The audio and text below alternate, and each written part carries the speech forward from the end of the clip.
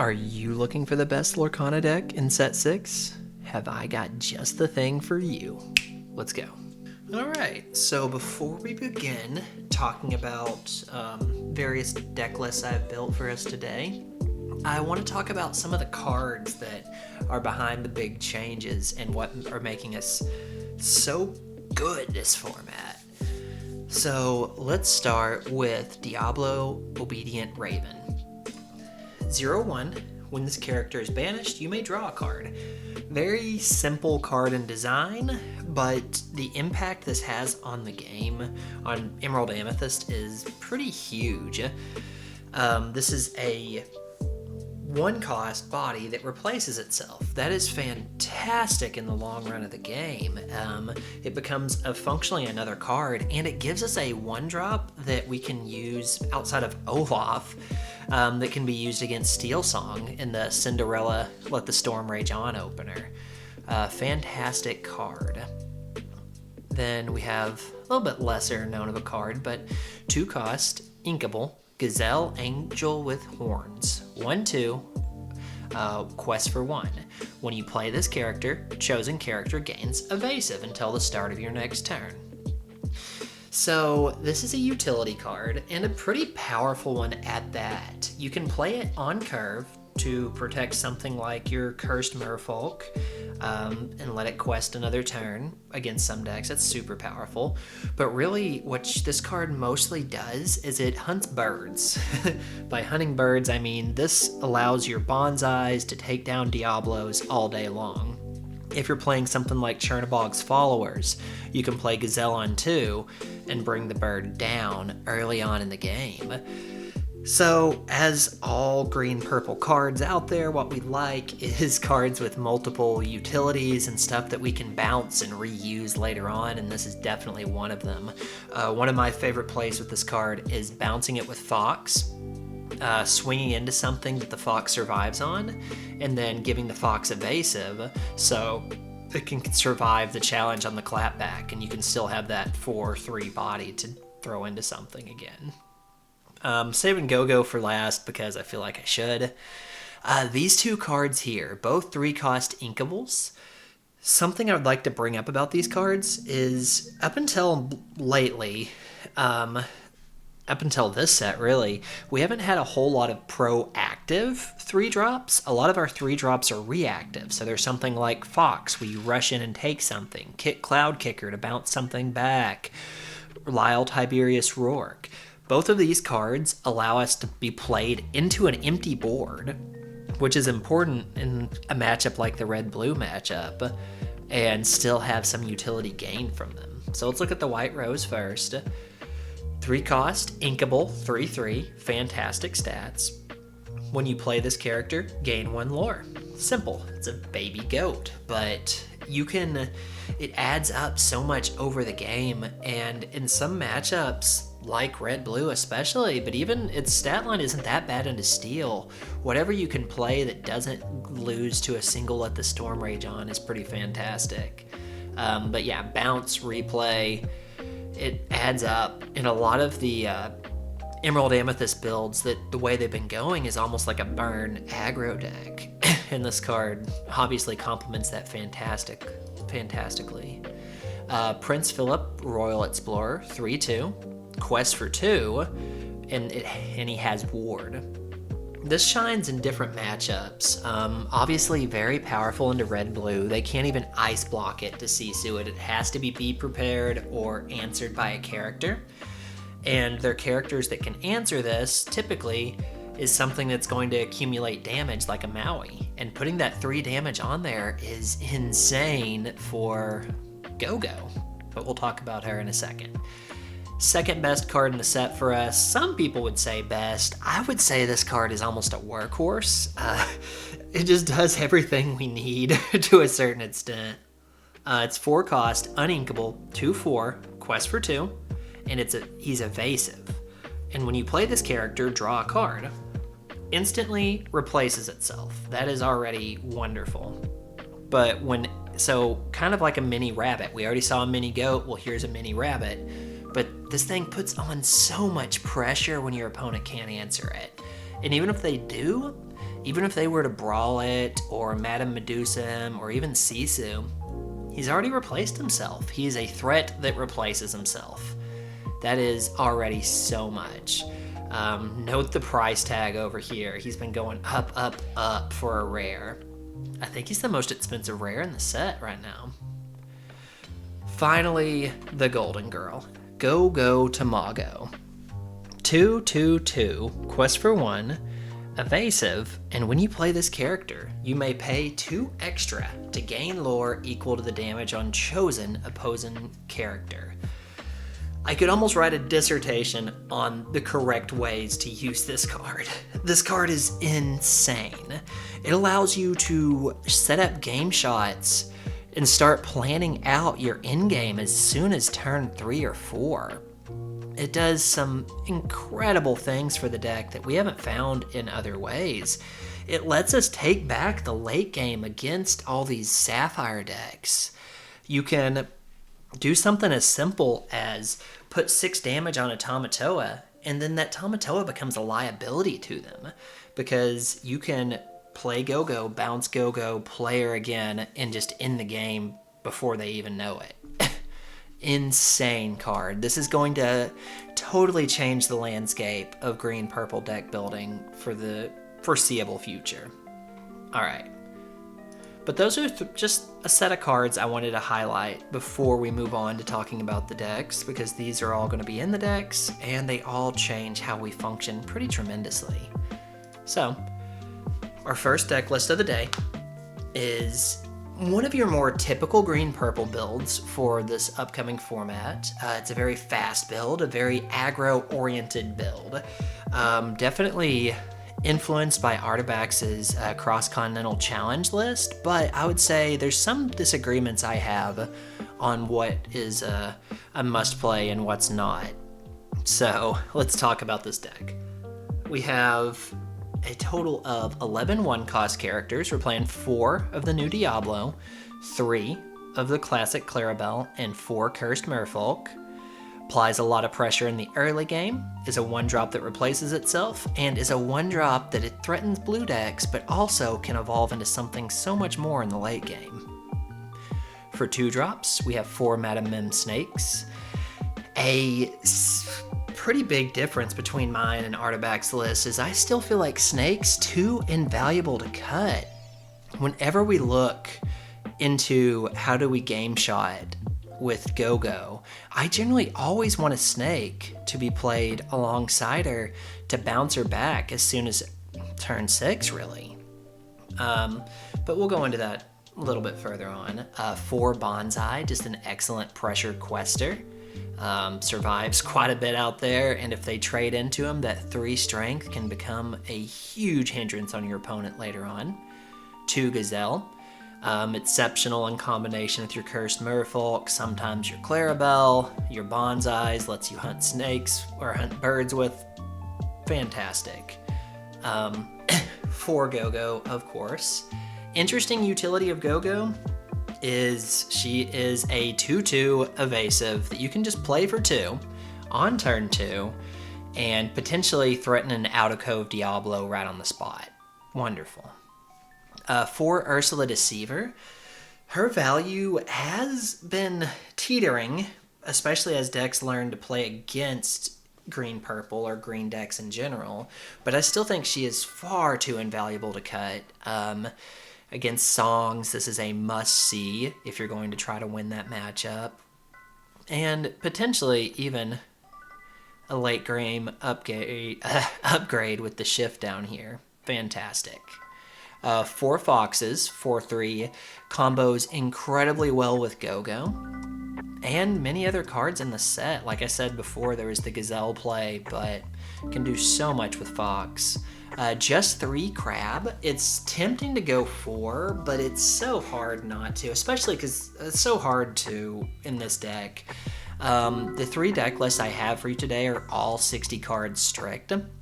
And you know me, I'm generally someone who is pretty flexible with the card numbers, but just the more copies of Go-Go you see throughout a game, the higher your win rate's gonna spike. So you just gotta cut what you gotta cut. 2 Peter Pan Shadowfinder. 2 because I feel like 1 is fine. Honestly, a deck like this could probably go down to 0, but at worst, it's just a nice rush evasive, and it gives all your other evasives rush. Can do some pretty silly plays with Gazelle. Can just be a pretty strong card in general. But yeah, nothing too much to say here. He exists to hunt Diablo. 4 copies of the White Rose. I wanted to max out on this one in particular to be a proactive 3-drop. A 3-drop you can put out there that does more than potentially just Quest for 1, as Shadowfinder would. And I don't want to have to play a Fox on 3 and not have a good rush target in. Just 2 copies of Kit Cloud Kicker. You could honestly split numbers with Kit and Peter Pan Shadowfinder. Just tempoing the Diablo back into the green steel player's hand is not as bad as a lot of people make it seem, because that's still a 3-cost uninkable they have to play, and then they have to exert to start getting in the positive effect there. And really, at that point in the game, we're live with our Elsas and our Genies, and Diablo is just less of a threat in general. So one change I would consider is maybe dropping him out of the list entirely. 3 kits, and then maybe a 4th crab. But let's continue. 4, Genie Wish Fulfilled. It's insane. This list lacks rabbits entirely because we're trying to go fast. We're trying to end the game so fast with all of our burn effects, our go-go's. And I feel like Genie just does the job better. And we can't really push the uninkables too much. Maybe if you drop the Shadowfinders. But really, between Genie and Rabbit, unless I'm staring down 1 to 2 Prince Johns on the opposing board, I would almost always rather have Genie. And even in that case, sometimes I'd rather have Genie too. Just 8 4-cost total here. We have Merlin Goat because he's the goat. Something to note here about the goat is he effectively lowers the amount, whenever he is on the field, he effectively lowers the amount of lore needed to win the game because he can leave, he can quest. So whenever you play the goat, you're really just trying to get to 19 with Go-Go. If you play 2 goats, you're trying to get to 18 with Go-Go. And just the amount of pressure that itself exerts, if you understand, hey, the goat is game at this point, it just lowers the ceiling you need to get to win the game. And there's very few, we're seeing more lore drain effects come out of red decks, and especially these burn decks with Pirates Live. But still, the goat ceiling is there for a reason, and it's so scary in a deck with Go-Go. For Elsa, it's, just a decent answer into things, can answer Maui Shark with the crab, but at worst, it's a 2/5 evasive. Pretty strong. But let's talk about the bonus effect here. So when you play this character, exert chosen opposing character. You can exert and just start dishing damage to something that can take it, and you can make that character a liability for your opponent. So let's say they have something like a big Tinkerbell on board, and you're questing with some evasives. You can exert that Tinkerbell and put 2 to 4 damage on her, and then that's 4 damage sitting there that your opponent needs to get rid of, or else you can start playing Go-Go and just ending the game so fast. That effect is very powerful. And then we have 4 total shift targets. Not too many, but not too few. Still an option. When you're looking into mulligans of this deck, sometimes if you see like a solid curve, like you see like a Clarabelle, a Bonsai, and then a 3-drop, and then you have the shift, sometimes it's right to keep that shift just so you can on curve drop it out, or at least have the threat of it coming out. Depends on the inkables in your hand, but it can be very powerful. But yeah, this deck essentially just turbos out lore in the early game, and then in the late game, it looks to finish up the game with Go-Go Tamago. Super powerful. This will probably be the default Emerald Amethyst for the format. Alright, let's move on to a budget deck list that I am particularly proud of. So $57, take that with a grain of salt. I like to keep these lists under 50 for you guys. The new cards are very volatile. Like this is a dollar uncommon right now. I think once this and Go-Go settle, this will be a $50 list like usual. But I really can't see cutting too much here. All right, let's talk about it. So this deck list, once again, we have 11 1-drops. The differing one here is the Pegasus Gift for Hercules. If you've seen me talk about budget lists in the past, you know that I love this shift line. This shift line is incredibly powerful going into the next format. And just having 1-drops that pressure your opponent in the case of Merfolk, or that becomes something far bigger than themselves, like Diablo becomes a fresh draw of hopefully a better card, and Pegasus can shift up to get out of Sisu range without Ice Block, just threatens your opponent so much that they feel like they need to answer this. 2 bounce, 2 gazelle, nothing super special there. Everything's looking about like it is. Let's talk about the ratios of our 3-drops here. We have 6 proactive 3-drops, which I think is very important in a deck like this. You want to pressure the matchups that are better than others more here, because you're playing a budget list. You don't have the resources of a player that can just, that has every option in the game. And so you need to take advantage of what you have good. And I feel like this is very good against Sapphire decks. I feel like the pressure that all these early questers with Go-Go in the late game, I think Sapphire is a pretty, not easy matchup, but one of your better ones. And so we want to make that even better. So we go max out on the Rose, still running a full bounce package to take advantage of that gain 1 lore pip. And then 2 Prince Philips. With the ward I was talking about earlier, when your opponent has to swing into this card, because the only board wipe effects that get to him are Be Prepared and Grab Your Swords. They can also do silly things like Tink Shift Tink. That's an effective answer to it, but just 1 card answers. We're looking at Grab Your Swords or Be Prepared. And Grab Your Swords has lost a little bit of its luster against this deck because we have so many high health potential game enders in the thing. But I just feel like he shines so much against songs in particular. It's very hard for them to answer without just having to challenge in. And sometimes if they challenge in, you just get to take advantage of that with your Go-Go. Very powerful card. 3 Kick Cloud Kickers, capable of bouncing, but if you look, the only Diablo answers in this deck is Gazelle and Kit, which Gazelle, of course, is a 2-card Diablo counter, but we're not going to worry too much on that one. 4 Goats, 4 Rabbits. So back to Rabbit with this one, and I have a particular reasoning for that we'll get into as we talk about upgrades here in a second. 2 Crickies. So Cricky and Crab can add huge potential damage swings to utilize with Go-Go, can allow you to take back the board, but Cricky especially is a 3-quester that does not innately just go down to Sisu. Very powerful card. And then 3 Pegasus. So we have a 3/3 of the Pegasus shift line here. Something notable is if you have both pieces of the puzzle in your hand, you can pay 4 to essentially give your entire board evasive for a turn. 1 turn can be enough to finish the game off with Go-Go. Very, very powerful. Potentially. But so this is my budget list for this upcoming set. I think it's definitely looking good. Arguably some of these choices could be just the right choice entirely. Let's talk about the elephant in the room, Merlin Rabbit here. Why are we playing that instead of Genie? Well, Genie's got an $11 price tag. The full set of Genies would be our entire budget.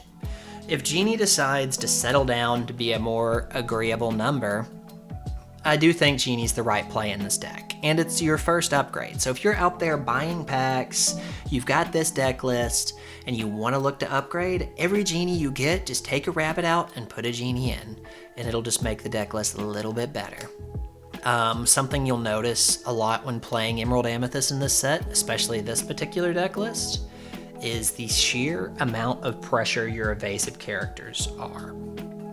So something as simple as a Pegasus can draw out a brawl in the late game, or not in the late game, but in the early game against something like red-purple, just because he's not the easiest thing to answer. Gazelle can make one of your other big questing targets evasive. It can make something silly like Prince Philip evasive, where they have to have a board wipe clear or else you're going to get a guaranteed 2 more lore in the next turn. Can make Cricky evasive. Just so many potential powerful combo plays. When you're looking to mulligan with this budget deck in particular, first and foremost, you need to find a 1-drop. We play 11, which is a decent amount. You should very rarely not find a 1-drop in 11, but sometimes it happens. But really, you just kind of want to find a solid curve. Curve out options to pressure different decks. Cursed Merfolk shines against red-blue. I think Diablo is just a 1-drop I am drawn to in every matchup because of what he represents later on in the game. I guess aggro, but we don't have many good 1-drops for aggro, so he honestly does fine. You can buff him with Crab, put some pressure on. You can't take out a Daisy Duck with the Crab buff, so I guess that's not so hot, but Bonsai is another good one to look for against Sapphire decks especially. If you really just focus on the 1-drop, finding a solid 1-drop, if you don't have one, mulligan whatever you need to get one. Against other decks, the 2-drops just kind of find their way. You can Snake, bounce one of your 1-drops to keep it safe in hand, and either ink it or play it again on the next turn. Gazelle, like I said, can be played on curve. Go-Go can be played on curve just as an evasive 1-quester. And it's an evasive 1-quester that can demand an answer from your opponent. You know, if they have played, they know you're going to want to bounce that Go-Go. And so she's going to draw removal towards her. And unless it's a Storm Rage on, it's probably going to be a decent trade for you for them to brawl her. You know, 3 ink down the drain just to get her out of there. Feels great. But, you know, that being said, don't be too overly confident on just throwing your Go-Go out there expecting to be able to bounce her with Fox on the next turn, because players do respect that on the field. Ursula Deceiver is a must-see in certain matchups. I love to see her against Green Steel. I love to see her against Steel Song. Those are 2 big ones I want to see her early in the game. I don't think we keep her versus Red-Blue anymore. There's just not enough early targets to hit, and then if you find her in the late game, she can get something like a Be Prepared or a How Far I'll Go that'll help so much more. Not a lot of red-blue decks are even playing 1 jump ahead now. But that being said, don't get rid of her unless you have another 2-drop in your hand. Like if you open Pegasus, Bonsai, Ursula, whatever, you can get rid of her, but if you don't have another 2-drop, you generally want to keep the character on board to play, and if you get a bonus from her effect, great. If you don't, it's what we expected. Your 3-drops, if you're going first, the White Rose and Prince Philip are pretty generically powerful. Sometimes it's okay just to play a Crab out there. It's fine. Cloud Kicker can just bounce back stuff for tempo. If they put something out there to answer your 2-drop, like your Bonsai, and you know they're going to trade in, you can just play the kit, bounce back their character. Here we go. There are some times where, so say I have a Cursed Merfolk on field, and I'm playing against Red-Blue, and they did the Tipo opener, so they're a little bit low in card advantage. Sometimes I'll just bounce their Tipo back so I can keep questing with Merfolk, and then it can work out, it cannot. You just have to read the game state. But definitely look for finishers. So gain your early lore, look to play Goat, bounce Goat, do your usual Emerald Amethyst shenanigans. But whenever it starts to looking into like the 12-13 lore range is when you start getting into go-go mode.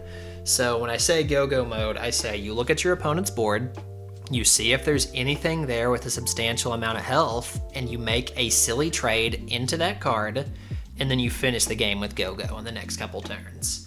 So if you have something like a Merlin Crab on board and they're questing with like a big Tinkerbell, you can just swing this in, put the 3 damage on, play your go-go, move up to 15, bounce her back, play her again, move up to 18, and try to finish the game that way. She is a fantastic card. I can't state that enough. Did you know this video is sponsored by no one? Yep, that's right. I'm doing this entirely for fun. Real though, if you like what I do and want to support, like, subscribe, do all the YouTube stuff, but also I have started a Metafy account, so if anyone is interested, take a look at my schedule, see if anything works for you, and let's work on your game. Whether it's working on Emerald Amethyst matchups, or you just want to know more about the metagame or card game theory in general, I am happy to work with you on anything. Even if you just want to jam webcam games, I have an option for that. But yeah, definitely let me know. Okay, back to the video. All right, finally, we have my latest deck list for this set 6 metagame. Let's talk about this. So I'm only playing 8 1-drops, which is a little on the risky side. I'm torn, y'all, because we need a 1-drop so badly every game. But also, I don't know if I want a 1-drop that doesn't have the ability to become something more than itself, become a shift target for the big Pegasus, or become an extra card from a draw. It's tough, especially when you check out the uninkable count. I'm up at 14. I think that's the most I've had out of any of these lists so far. I'm tied with the Gotta Go Fast list. But I definitely am looking to find a 1-drop in particular, one of these 2. They're my favorites from it. There could be a case to make room for 2 Merfolk in here, and I don't think it'd be the end of the world, but we've got the 4 Snakes, 4 Bonsai. I think this is like nearly card for card the same 2-drop as my budget list, funnily enough. Nothing super crazy there. So I'm gonna get into 3 drops. I'm only playing 2 of the White Rose. I do kind of want 3, but it's tough. 3 Kick Cloud Kicker, pretty notable. And then the big difference maker, I feel like, for the format is Lyle Tiberius Rourke. So, I don't know if you've seen too many games from set 6, but everything got faster. Everything got so much faster. And other decks are just capable of putting on so much pressure that the game can just end in a snap. I think Rourke is a uniquely powerful card that people don't always respect, because they'll set up their game shots, do whatever, and say you lost, and then you're able to make a huge Rourke tempo or a huge Rourke swing and drain their lore down, reckless something, and you can take the game back. Rourke, I think, is what's going to give us an interesting dilemma in the mirror.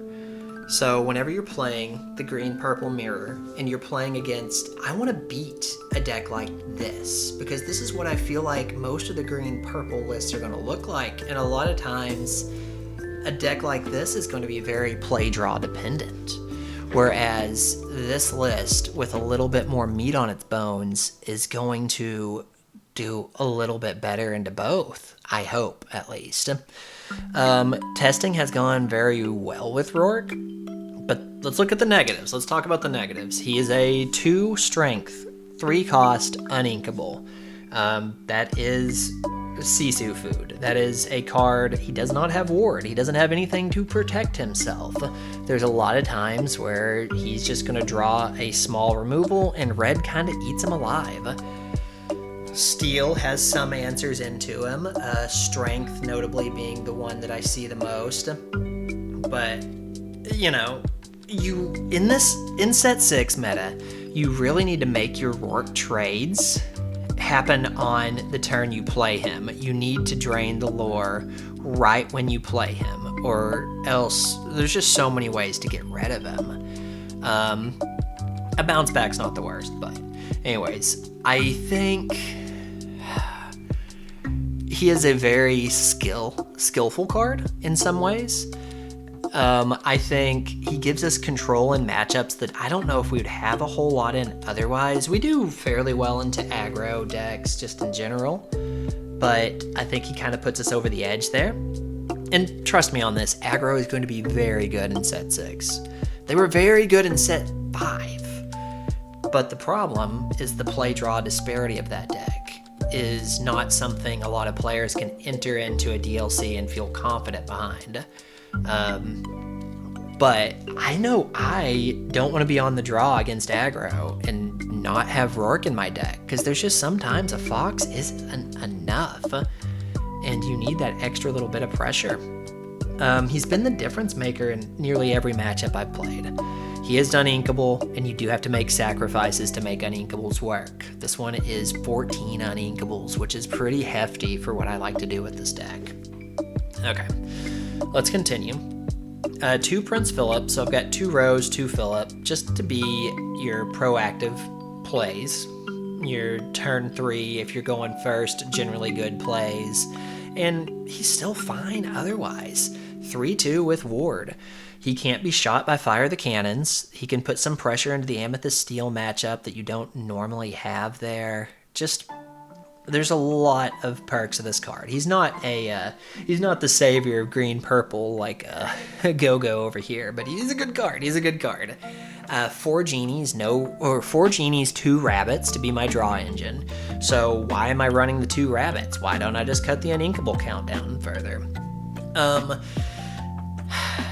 So the Rabbit is important in one particular matchup, and that's green steel. I think keeping a Rabbit in a bounce in green steel is just a way you can just take that matchup away from them, especially with how fast this deck has gotten. It is not a perfect card, especially, and it'll feel very slow and sometimes punishing to play in set 6, but I think you don't have to have it, but I do think it helps improve those matchups enough that you want to play a 4-cost uninkable for. It's tough, but only 2 Elsas in this list, so I want to be able to exert things. I didn't feel like I needed too much more than this. So if we think about what Elsa's there for, she's there to turn things and generally kill Diablos. Well, my Diablo killers are Kit, I've got the Gazelle, and I've got some Elsas. Pretty great so far for that. Mostly I use her the turn before I play a Go-Go to get important damage onto something, or to get rid of a high pressure quester.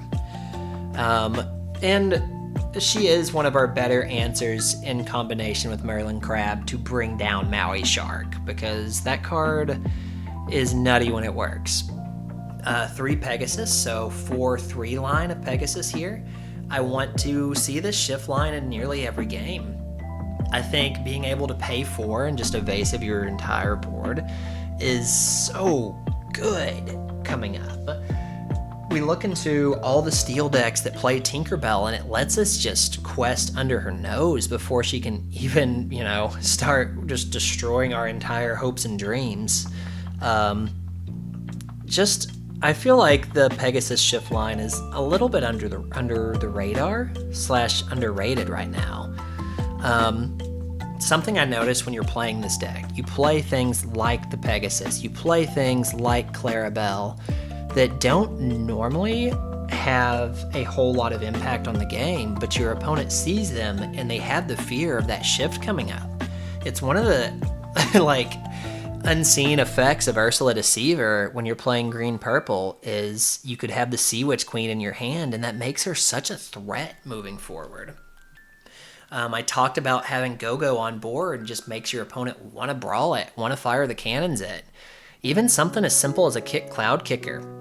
Like, the impact of the bounce and the replay just gives so many of your cards an additional layer of threat that your opponents must respect, or they just get destroyed. I think Emerald Amethyst moving forward is going to be a very skill-intensive matchup from both sides. I think we're going to get a lot of easy victories from people who are unfamiliar with the matchup. But as this deck gets better and better, because it's already, in my opinion, a top 3 deck right now. If it's top 1 in my opinion, but we won't go too far with that because it's mostly what I play. But as more and more people get more experienced against this deck, those free wins will become harder and harder to obtain, and you need to stick to having the do I have it effect. You know, I made a joke to one of my friends that I think this is the new poker deck. I practiced against Red Blue for, I think we did 5 sets, and I won every one of them. We played 3 normally, and then we played 2 open hand, where we could both see each other's hand and make the optimal play based on knowing exactly what's there. And I destroyed every one of them that was closed hand, and I lost every one of them that he knew exactly what I had in mind. So there's definitely something that player skill will largely come into play as the format moves on. The last card is a 1-of Ursula Sea Witch Queen. Very odd. I hate doing 1-ofs. I feel like it needs to be a 2-of or bust, but I definitely don't know the card to drop, and like I said, I think 60 cards is going to be very important for this deck moving forward. I'm usually not huge on 60 cards. I don't think it's a 60 card or bust kind of game. We don't have those kind of combos. But when you have a card that can impact the game and just put so much crazy pressure on your opponent just by existing in your deck, you want to see her more often than not. So the more chances I have to see Go-Go, I think the better. What I generally will do with this deck is I try to find a curve. I try to find a 1-drop, really. I try to find a 1-drop. In the matchups where I need Ursula, I will hard focus her and just give up my turn 1 play if I need to. But hard dig, hard mulligan for a 1-drop, and then develop my game plan with how the game develops from there. I usually try to push towards 10, 11, 12 lore, and then I try to set up a 1-2 turn go-go game-ending finish that my opponent, sometimes expects, sometimes they don't. Let's talk a little bit about matchups and how I navigate different matchups. Red-blue, like I said, I just want to see one of my 1-drops. I really want to see Bonsai. I think Bonsai is the most important card in that matchup. And then everything else kind of falls into place. If I already have a 1-drop and a 2-drop, or especially a Bonsai, I will look for the White Rose or Prince Philip because they both shine against red-blue. I will pressure with early questers. I'll punish them for just playing a sail and passing as best as I can. I think the more Diablos you see in this matchup, the better it is for you. You can go, if you see 3, one of my favorite plays is like, you know the triple Daisy Duck play that aggro likes to do to us, where they go turn 1 Daisy Duck, turn 2 Daisy Duck, Daisy Duck? I think we can do that with Diablo in this matchup, and it's just so crazy good. Because you have just all those 1-questers going off, and the Sisu's gonna hit, but when she does, you're just gonna replace every card that was in your hand. It's insane. But notably for the red-blue matchup, I am lacking Clarabelles, and I'm lacking Clarabelles entirely in this iteration of the deck. It's an experimental change, and not necessarily saying this is what you have to do. I just was finding her being a liability in the mirror match. She's fantastic in the mirror match, but she's 5'6", and that's a lot of damage that you can put onto a single card to play to put Go-Go into. But not having the little 1-drop Clarabelle has been interesting into blue decks. I've started to decide that it was almost a trap to keep her in the mulligan. So one play that I see happen more often than not is red-blue will go first. They will play a popsicle. Turn 2, they'll play Sail, and then another 1-drop item. And if that happens, your 1-cost Clarabelle that you're going to pay 3 ink for still doesn't stop Hiram from hitting the board. And more than that, I kind of, a lot of times, want them to quest with the Hiram, just so he's turned, so I can put the damage on him. And then they either have to retrade back into my Fox, so say they quest with Hiram, I go Fox into Hiram. A good red-blue player is just going to sack their Hiram into my Fox, and there we go. I effectively picked up one of their best cards for my Fox bounce. But if they decide to quest with him anyways, you can use that single Hiram and make it such a liability against them with a Go-Go. Just start pinging them for 4 and bouncing her every turn. It's insane. Developing into the late game against blue decks, Genie is good, not anything insane, but a card that replaces itself that quests for 2 is fantastic. Let's talk about songs. Songs, you want to see Diablo again. If you're going first, Pegasus is honestly fine, but Diablo is really just the saving grace of that matchup.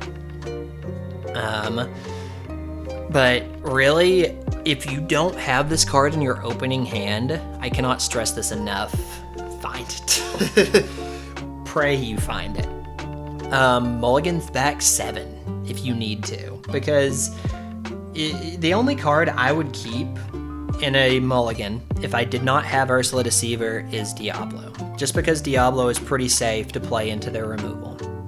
And it can still be a bounce target for your bigger bodies you need to get on the board. But this card just makes such an impact on the songs matchup. And proper play of this card. So you can play her on turn 2 and get rewarded, but sometimes you need to save her until after they play Ariel. If you have another 2-drop, sometimes the correct play is to play your other 2-drop and then play her after Ariel, unless you have a bounce. If you have a bounce, you can play her on 2, bounce her, play her again after they play Ariel, and just run them out of resources that way. But generally against songs, you want to keep their singers off board. You have some decent ways to do that. You can reckless their characters with Rourke to force them to sing on the spot, or force them to get rid of your other cards. I like to swing with a Fox and then play a Rourke, and then they have to swing into my Fox or have a song. Either way, if they're turning sideways, it's going well for you. You can kit things back to their hand.